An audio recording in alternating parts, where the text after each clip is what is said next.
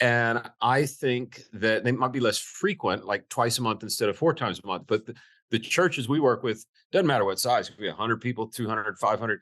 If they're vibrant and growing and attracting people, engagement is higher than I've ever seen it.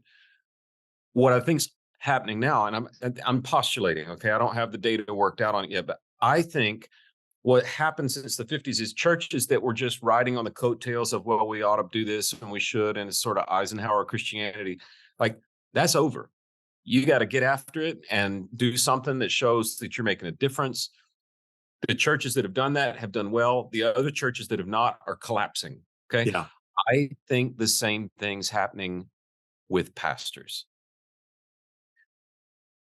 I can't tell you, when I was at Princeton for seminary, I was one of the very few people I knew who was going into ministry that didn't have dad or uncle or granddad, or like it was a family business kind of thing.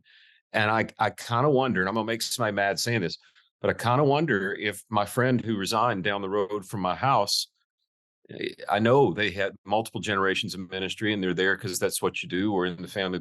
And the stressors that came really stressed the sense of, am I doing this because I've got this burning call, or am I doing this because it's what I was always supposed to do? And that's just postulation, but I think it's a mirror image of what's happened with church attendance. Where, well, why do we do this? And I think you're seeing some of that. But Which overall, that's it's probably a good question. It might be the best thing that happened to, the American church at some point, to say, yeah. why are we doing this, and really asking the question. Well, and You the gotta- reality is, Brian, our oldest son wanted to go into ministry when he was in college, and he sat me down and said, I really want to do this. And I said, okay. And I said, you know what my job is now? And he said, yes. And I said, what is it? And he said, to try your very best to talk me out of it. I said, well, why is that? I said, because if it's God's call, you won't be able to do it. But if it's not, I don't need to do it. And I said, well, then we're off to a good start. So if that offended some people, sorry. But if it makes some people ask an honest question, you can serve Jesus without being in ministry. That's not, I've said it over and over again. If you can do anything else, do it. Yeah. For the last 15 years, I felt, this is a terrible way to say it, but I felt more useful to the church than when I was serving a single congregation. So I don't know. That was a rabbit trail. No, Sorry. same here. So you got a book coming out here, like in the next like 5 days, November 14th, your book releases. Tell us about the book. Yeah. So it's called Be the Unicorn. And the good and bad thing about my name is it's so messed up that you can type whatever spelling of Vanderbloemen you want into Amazon and you'll get where you need to be. That's the good news. It's Vanderbloemen. So just spell it however you want. You'll get it almost sounds like a swear word to me. I'll be honest to you, William. It probably is in some language. Vanderbloemen podcast. I'll tell you what. It's a 13-letter, 4-letter word. So when the shutdown happened in 2020, we had some time on our hands because all the churches and schools and nonprofits were kind of shut down.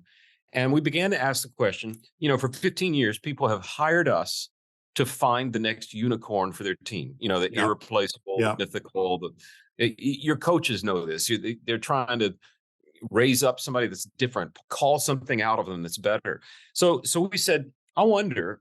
So in a search, we do a search for a church or a school or a nonprofit or even a for-profit.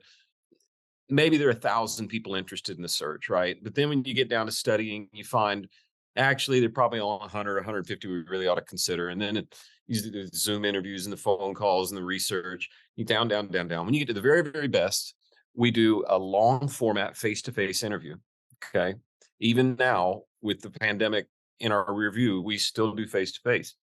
So we realized in 2020, we've now done 30,000 of those long format face-to-face interviews with prospective ministers. Well, no, anybody. Or with churches.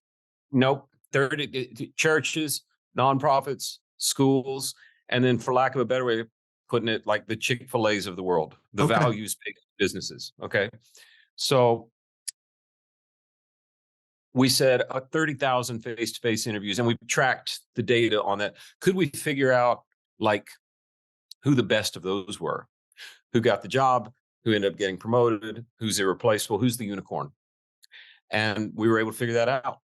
And then we said, well, do they have anything in common? And the answer is yes. So we had this massive research project trying to say the best of the best. What do they have in common? Right. And it's data driven. Right. So, now you got me on the edge of my seat here, William. well, I think it's kind of fascinating because I don't know. Have you ever gone to you go to a party and there's somebody in the room that everyone's drawn to, right?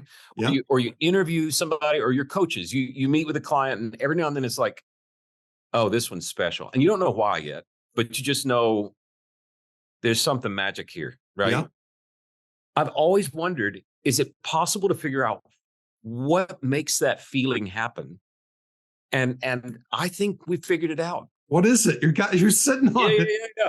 So here's the cool thing. The answer is yes, they have something in common. In fact, we've distilled it down to 12 things they have in common. And the best news is it was all attainable habits. It was not, they're all 6 feet tall and have fabulous hair and teeth. Right. They I only got one of those. So right. They all went to an Ivy League school, right? Or all have an IQ of over 150, or it was none of that.